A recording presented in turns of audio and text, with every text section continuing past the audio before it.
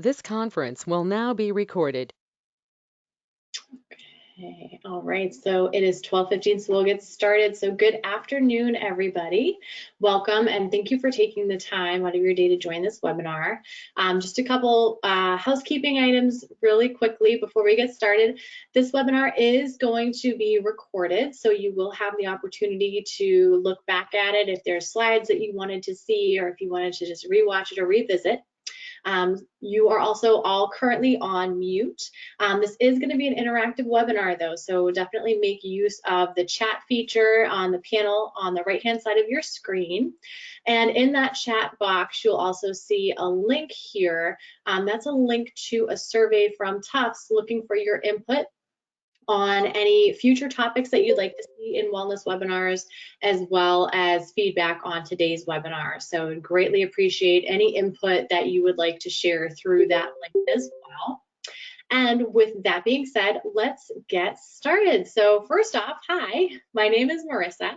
I am a certified health coach, and I'm actually located in Beverly, Massachusetts. And we are here to talk about stress. So before we really dig into the topic at hand today, I really want to hear from you. Why are you here today? So in the chat box, could you please share with me, what about this topic of simple solutions for stress appealed to you? What are you hoping to learn today? So I'll give you just a moment to share in the chat box. What are you interested in learning? What was appealing about this topic?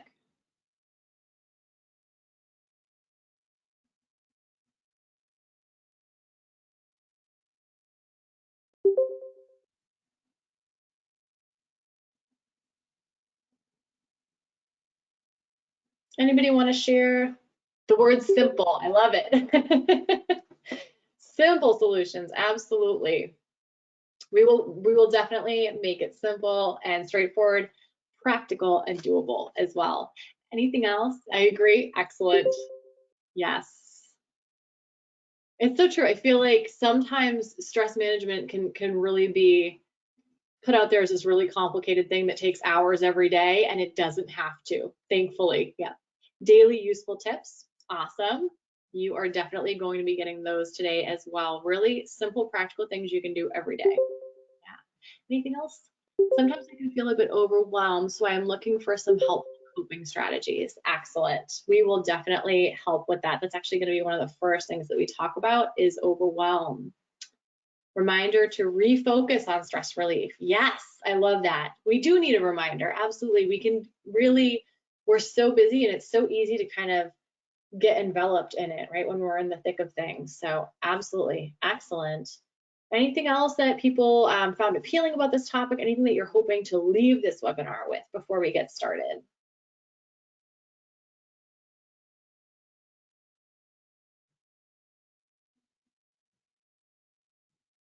No? Awesome.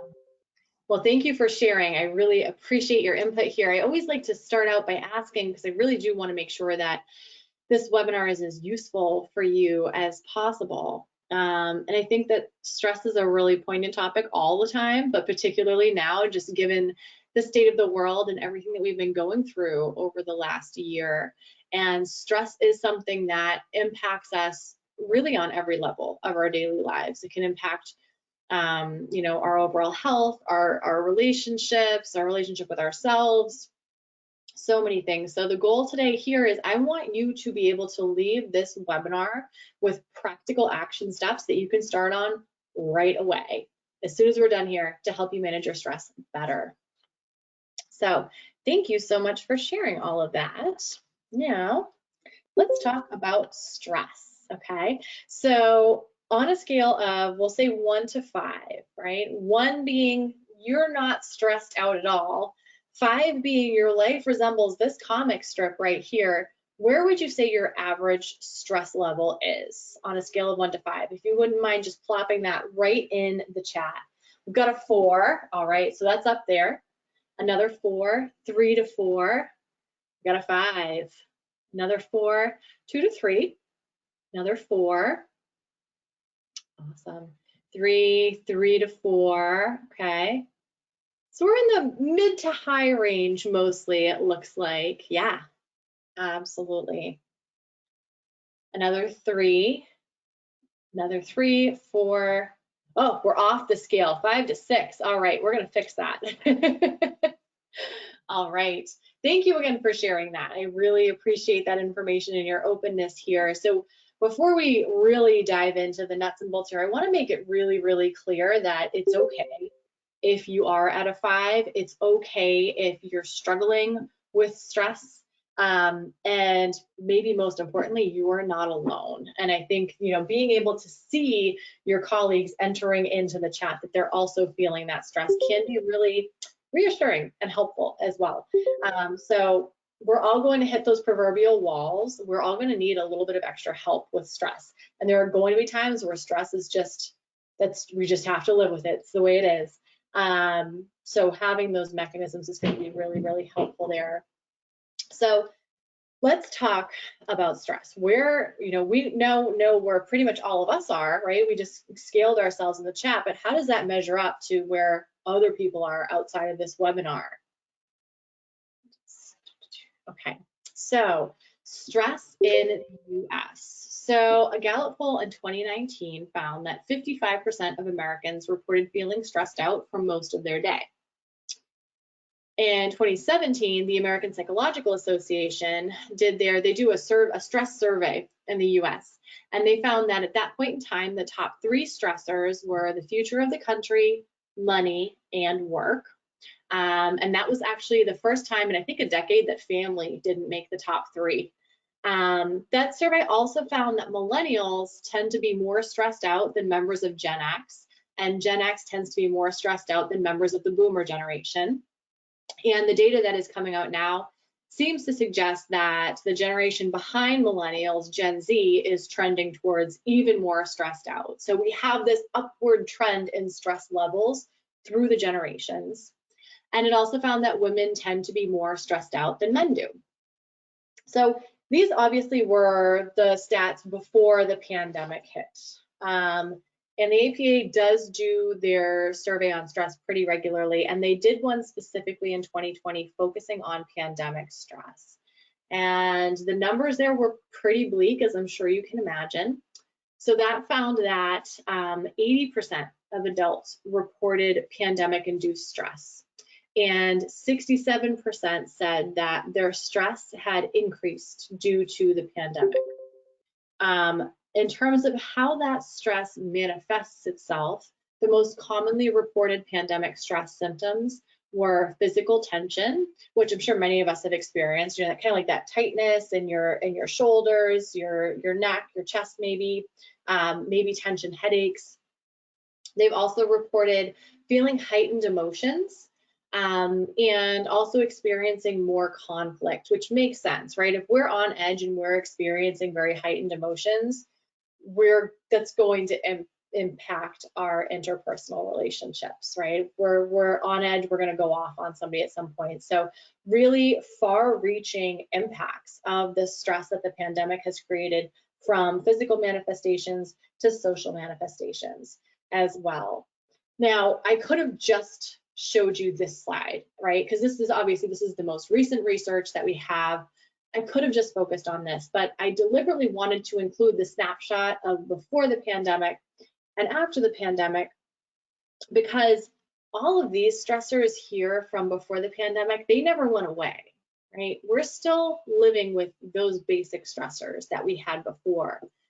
And then we've added on top of them this stress of living through this pandemic, this stress of working from home, if we have kids schooling from home, maybe dealing with people close to us who have been sick, all of that, this uncertainty, all of that.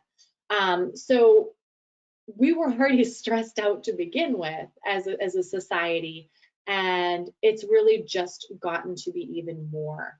And I think it's really important that we recognize that it's okay if we're feeling stress way more than we used to. It's to be expected, and it's normal. So that's why I wanted to kind of give you that snapshot of that before and after. So why does it matter? Why do we care if we're really, really stressed out? Why is that important? So the American Psychological Association also found and reports that 80% of doctors' visits in the US are due to stress-related conditions. Now, you might be thinking 80% seems a little bit ludicrous. Like, how can that be possible? Really? But when you consider that stress can play a role in things like migraines, hypertension, insomnia, increased blood glucose levels, obesity, reduced immune system function, anxiety, depression, when you take that into consideration, all of a sudden that 80% number starts to make a little bit more sense, right? It's like, oh, okay, yeah, then yes, that can definitely be chalked up to stress. So how is it possible then that stress can create so many of these different health conditions? How is it that stress can manifest itself physically in different types of ailments? Why is that? So we can really chalk this up to a little hormone called cortisol. And I'm sure many of you have heard of the hormone cortisol. It's popularly referred to as our stress hormone. So this is part of our body's natural fight or flight response. And our cortisol levels elevate in response to a perceived threat.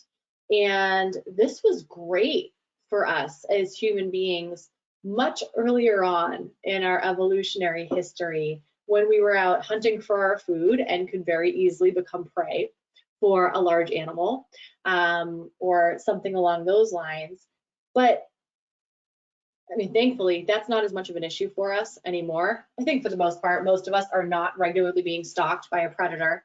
But now we have this situation where our stressors are much more commonplace everyday occurrences than they were when we developed this fight or flight response, evolutionarily speaking. So now things like receiving a really high bill in the mail, watching the news, having somebody utter the dreaded phrase, "we need to talk" to us, those now are perceived threats to us. And those trigger that cortisol response, our fight or flight response, because these are perceived threats to our happiness, to our security, to our well-being. And so now we're in this situation where this evolutionary safety mechanism that was really meant to remove us from situations of acute stress where we were in danger, now we're in this place where we are experiencing this mechanism much more often and for longer periods of time than we used to, and really more than what it was designed for, right? Here's why that's a problem. Cortisol isn't just our stress hormone. It would be nice if it were that simple. But like most of the hormones in our body, it plays a number of different roles. Just to name a couple, cortisol is involved in our body's inflammatory response. It's involved in our blood sugar regulation. It's involved in our blood pressure regulation. It's involved in our sleep cycles. And it's also involved in our immune system function. And again, that's just a few of its functions.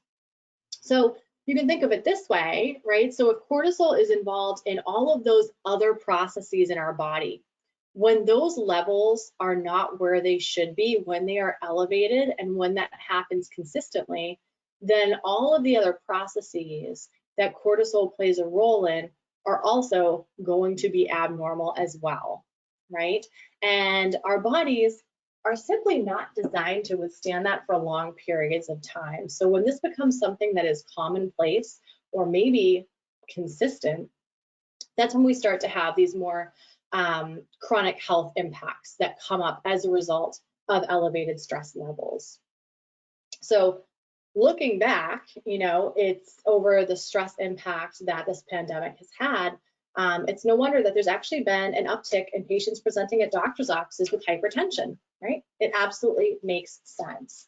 And we also definitely want to make sure that our stress levels aren't impacting our immune system function during a global pandemic as well. So that's really why we have these concerns about stress impacting our physical health, in addition to our mental and our social health as well. So that's really how stress manifests itself physically in a nutshell, to give you really, really short high-level science here. So when it comes to stress, the way that I see it is there are basically two types of stressors. There's external and there's internal. External stressors are categorized as kind of the things that happen to us, and they're things that we might not have very much, if any, control over, right? So things like deadlines, obligations, busy schedules, personal crises or crises of somebody close to us, illness, tragedy, our daily to-do list, right? These are things outside of us, and we may or may not be able to influence those things. Sometimes we just have to live with them. The other types of stressors are classified to me as internal stressors. And these are things that we do have some control over, and they can actually augment the stress caused by those external stressors that we don't have much control over. So these would be things like negative self-talk, right? When we start putting ourselves in that downward spiral of, oh my gosh, you're never going to be able to do this. What were you thinking? This is hopeless. Another example would be the internal pressure that we put on ourselves and unrealistic standards, right? That can absolutely not only create stress, but also augment existing stress.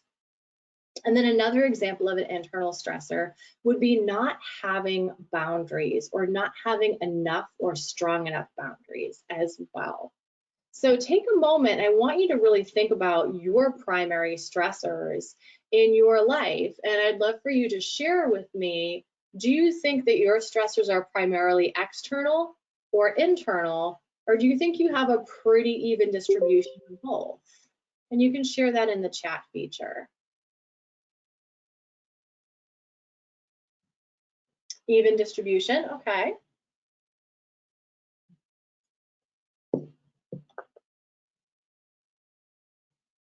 Anybody else? Another one, both, yeah. A lot of people will have a mix. Mostly external, yep. More likely internal, excellent. External as well. Couple more mixes. External, another mix, yeah.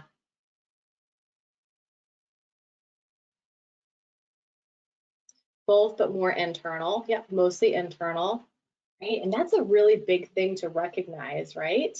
More internal, fabulous.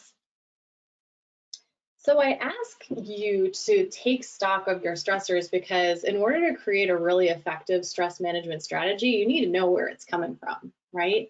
And I do think it takes a lot of insight to recognize how much of your stress is internal stress. Yeah, my internal probably seems to keep the stress level elevated.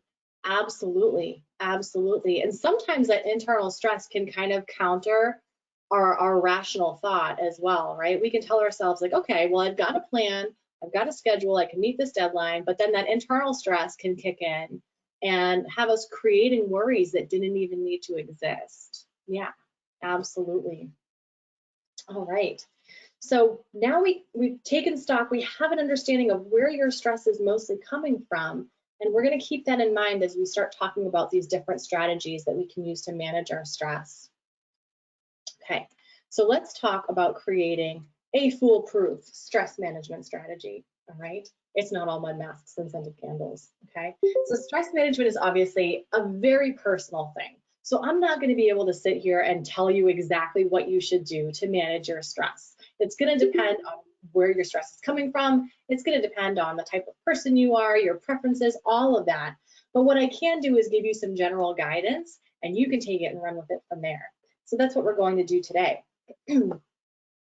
So thinking about how you currently manage your stress, maybe it's taking a copier out into a field and beating it with baseball bats. I won't tell anybody. If anybody's seen Office Space. So thinking about how you typically manage your stress, and you don't have to share this in the chat, give yourself a few minutes to think about how well are your current stress management mechanisms working for you. And again, you don't have to put this in the chat because this is pretty personal, and it also might be something that you want a little bit more time to think about. But thinking about, is it working pretty well for you? Where do you think it needs improvement? Why do you think it needs improvement? Give yourself a few minutes and just take some stock of that.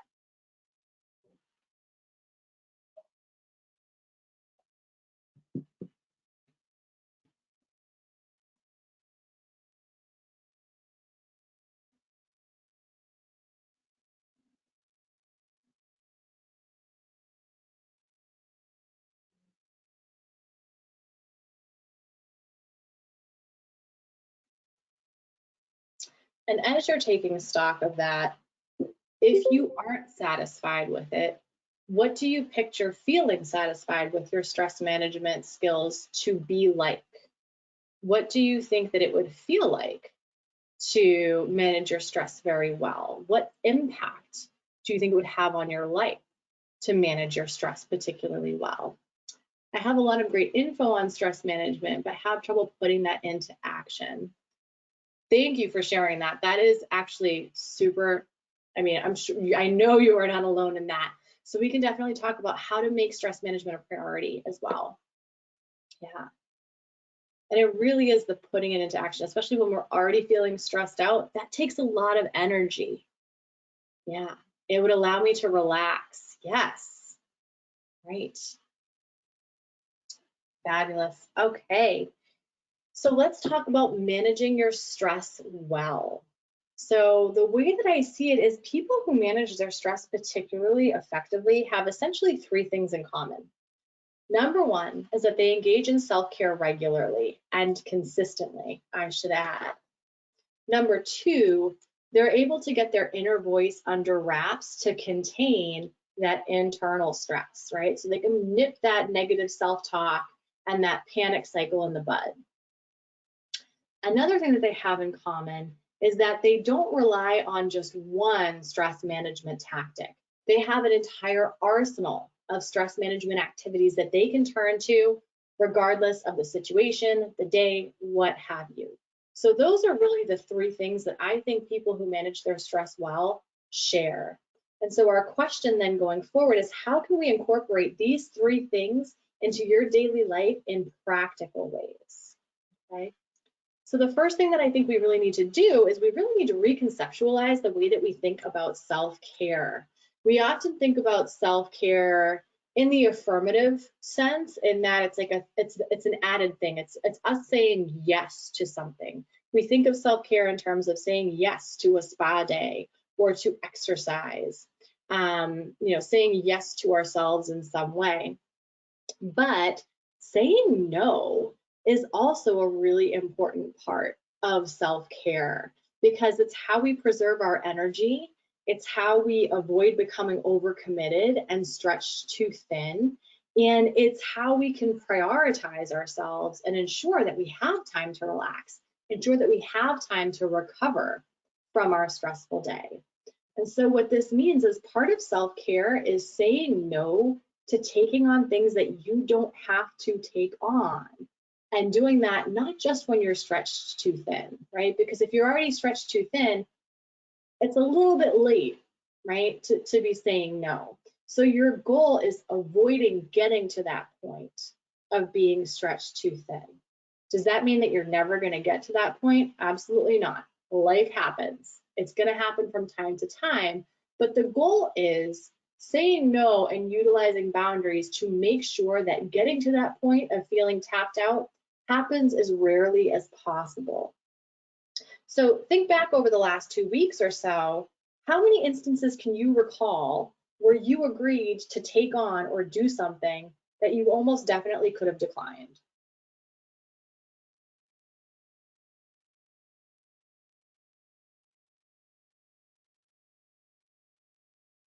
And I'm not a betting lady, but I would put money on the fact that pretty much everybody on this webinar could think of at least one thing they definitely could have said no to over the last 2 weeks, and it would have been fine. You didn't have to take it on.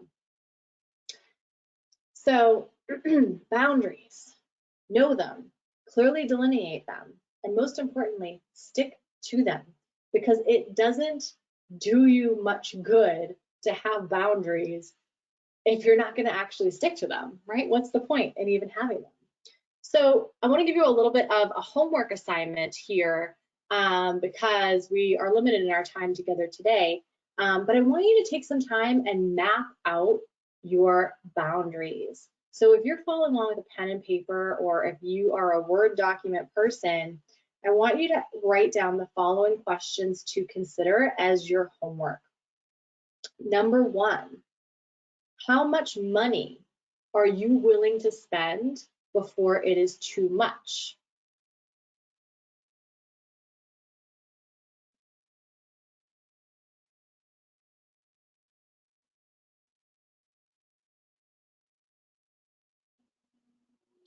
Number 2, how much time are you willing to invest in something you don't have to do before it's too much?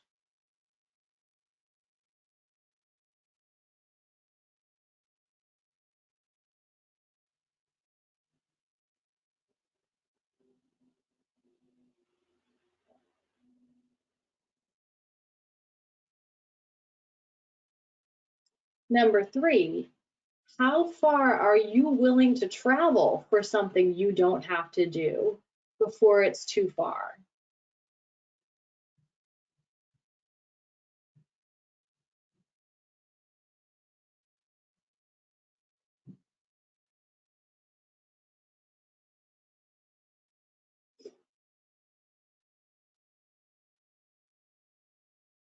Number 4, how much hassle are you willing to tolerate for something you don't have to do before it's too much hassle?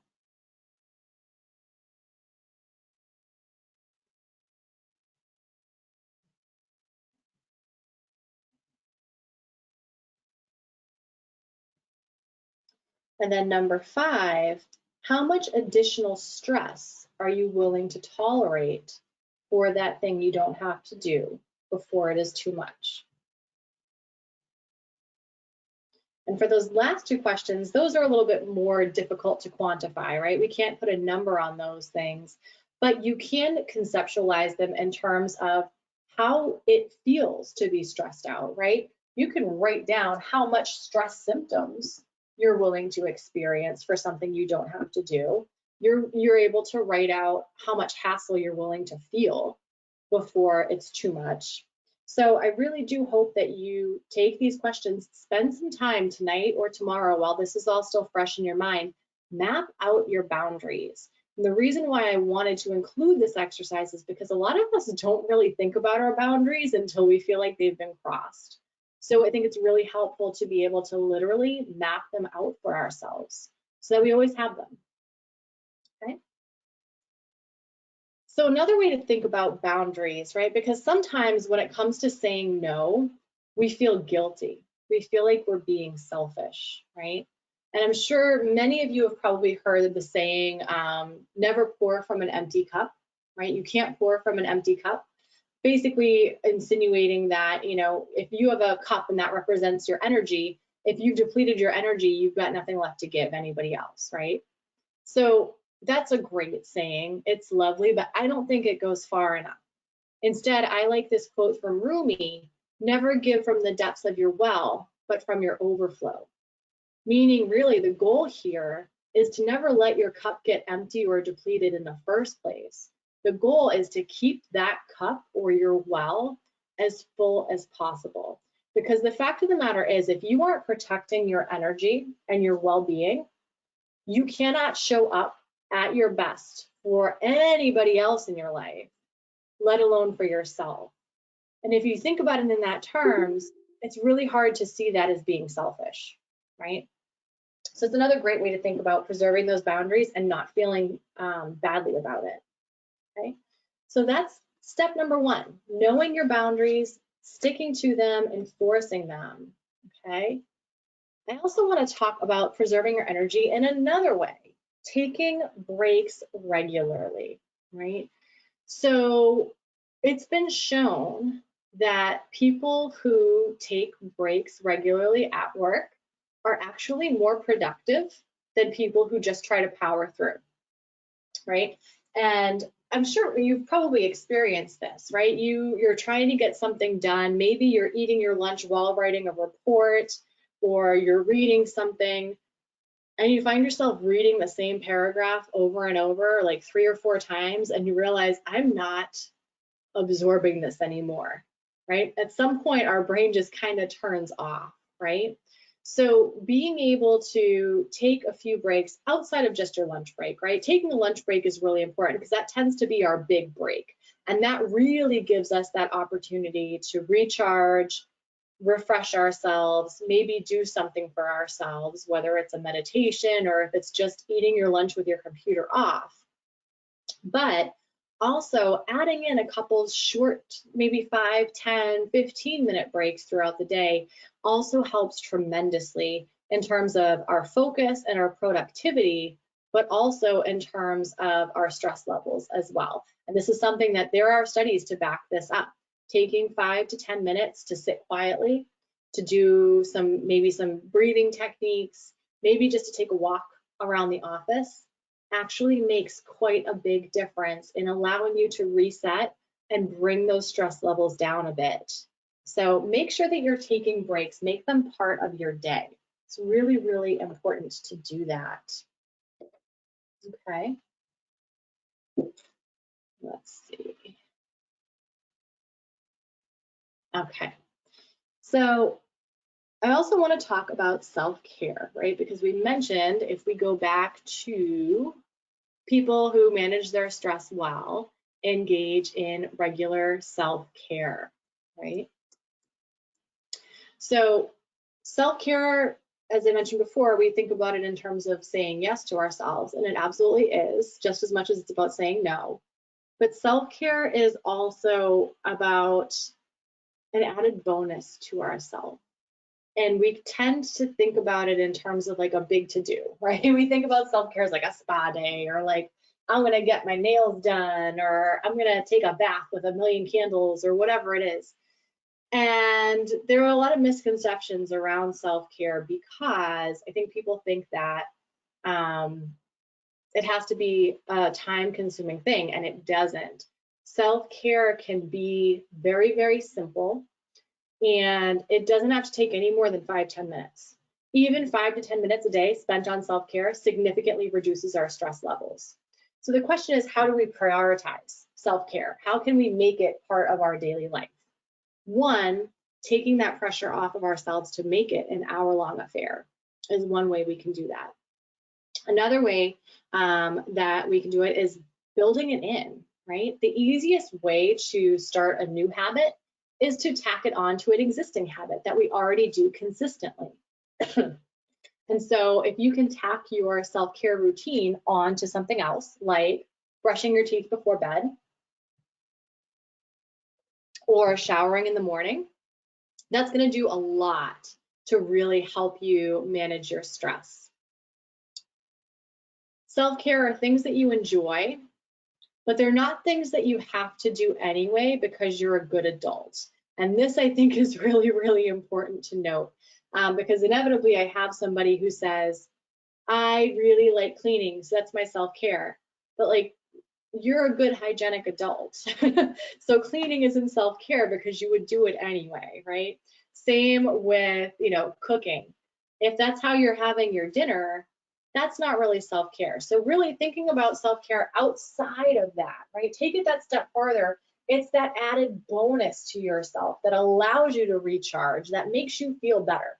Really the key here, anything that makes you feel better. And you get to define what feeling better means to you, right? It's going to be different for everybody. And really, when it comes to self-care, you want to have a little bit of a self-care toolkit, right? You want a wide variety of things that you can turn to. So if you only have 5 minutes, you have an activity for that. If you need to get out of the house, you have a self-care activity for that. If you're in the office, you have a self-care activity that's appropriate for that setting as well. And so that's really going to put you a step ahead in terms of being prepared with self-care to help you better manage your stress. So fun little share here in the chat, because we've been sharing a lot of serious things. What's your favorite self-care activity? Do you have one?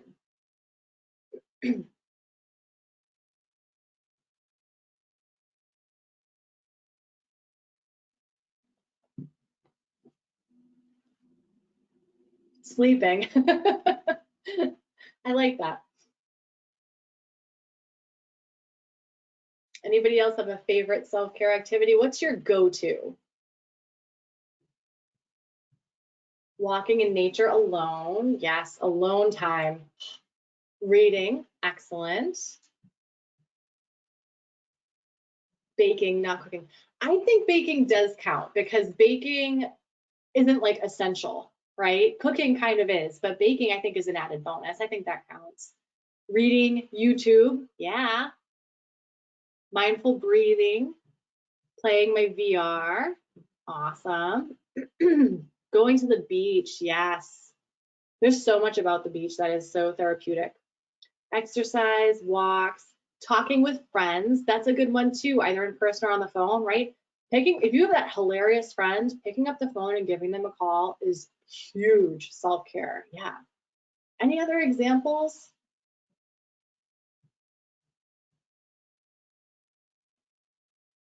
Watching shows on Netflix, yeah.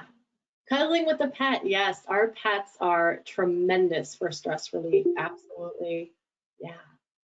So now let me ask you, how many of you actually do self-care every day?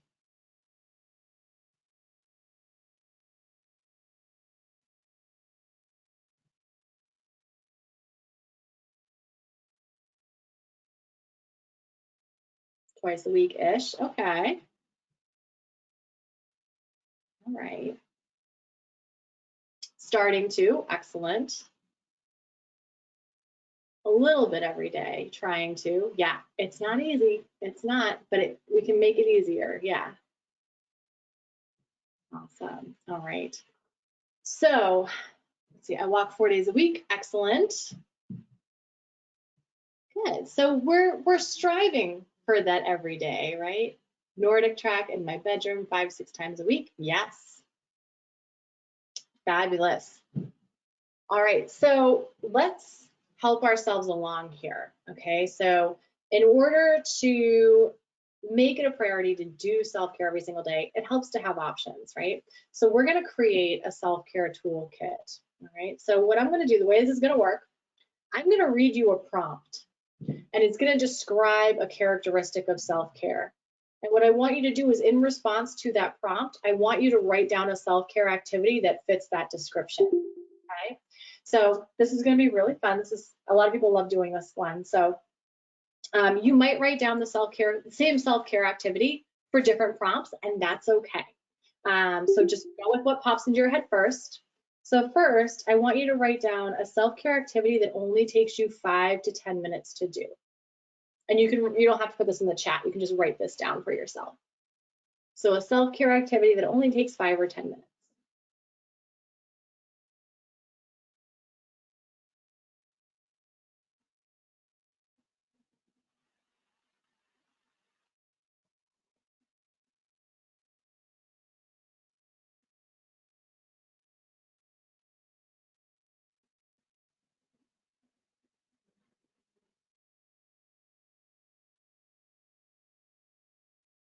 The next one is a self-care activity that takes an hour or longer.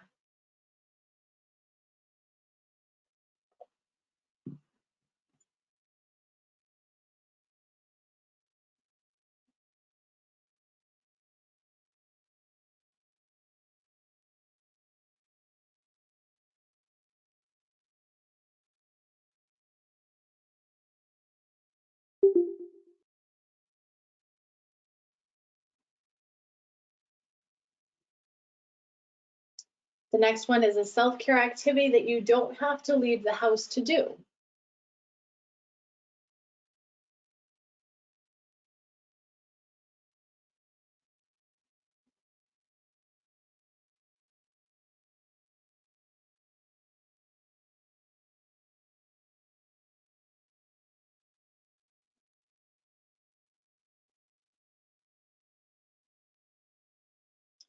The next one is a self-care activity that you can do outdoors.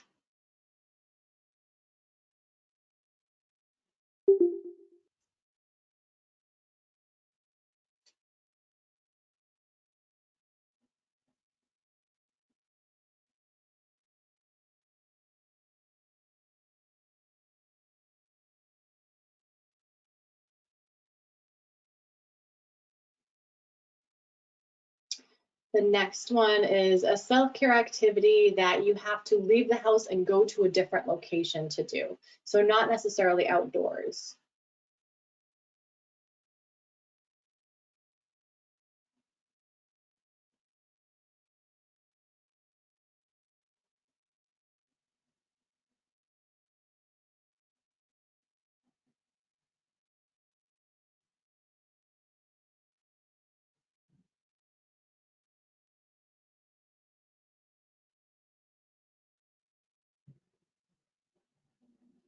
The next one is a self-care activity that you can do all by yourself.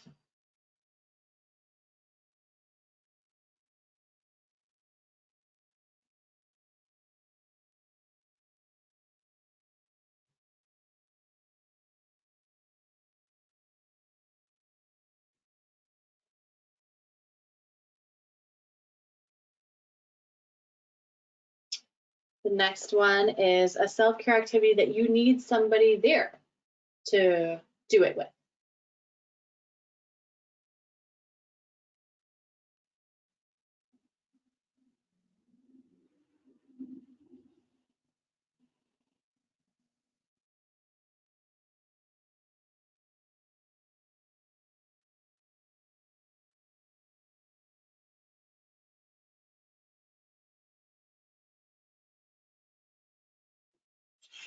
The next one is a self-care activity that costs money.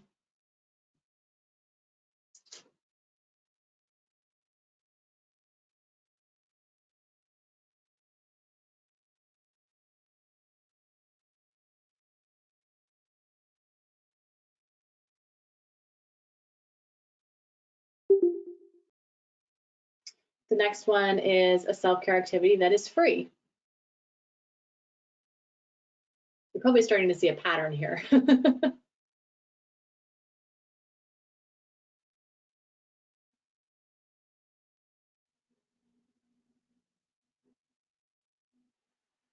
next one is a self-care activity that is physically active.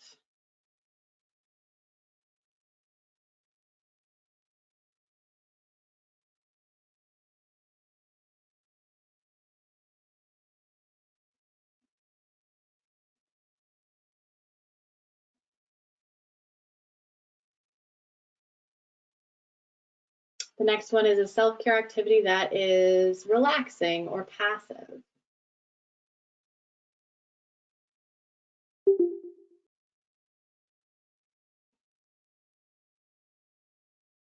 We've got two more. The next one is a self-care activity that is creative.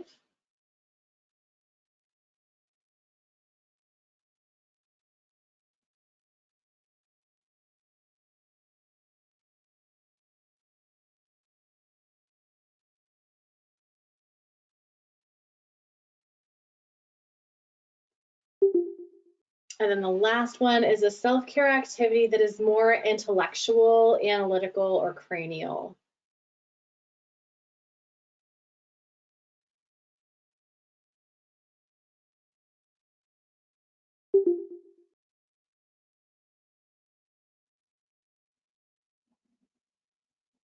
Excellent. All right, so as you're finishing up, you have just created yourself a self-care toolkit, and your other homework assignment, really try to utilize this. Don't just throw it away or toss it aside. Keep it handy.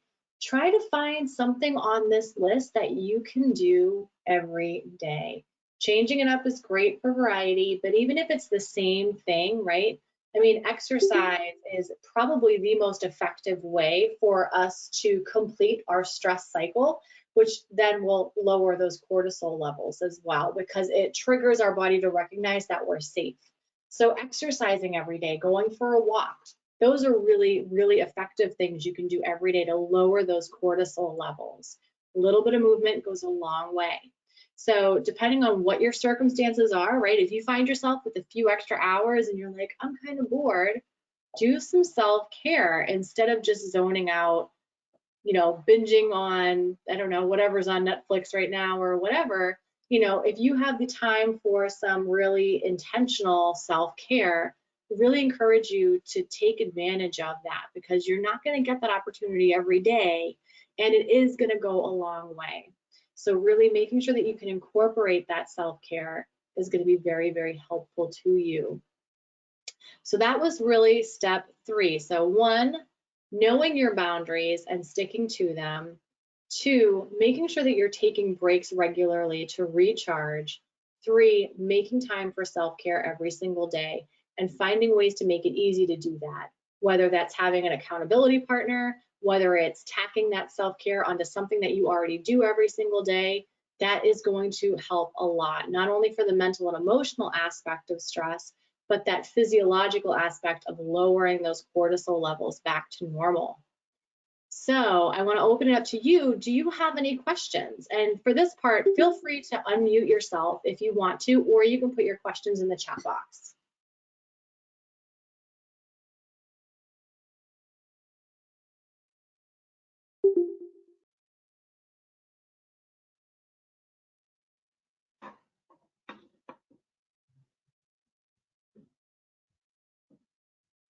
Any questions?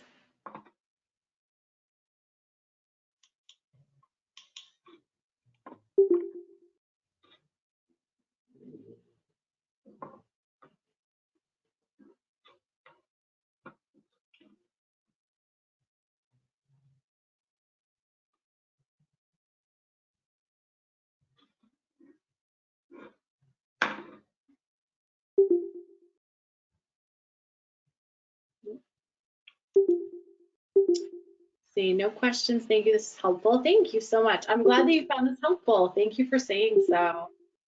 If there aren't any questions, I will give you a few minutes back to your day. Thank you so much for joining me today, and I hope you have a wonderful rest of your week.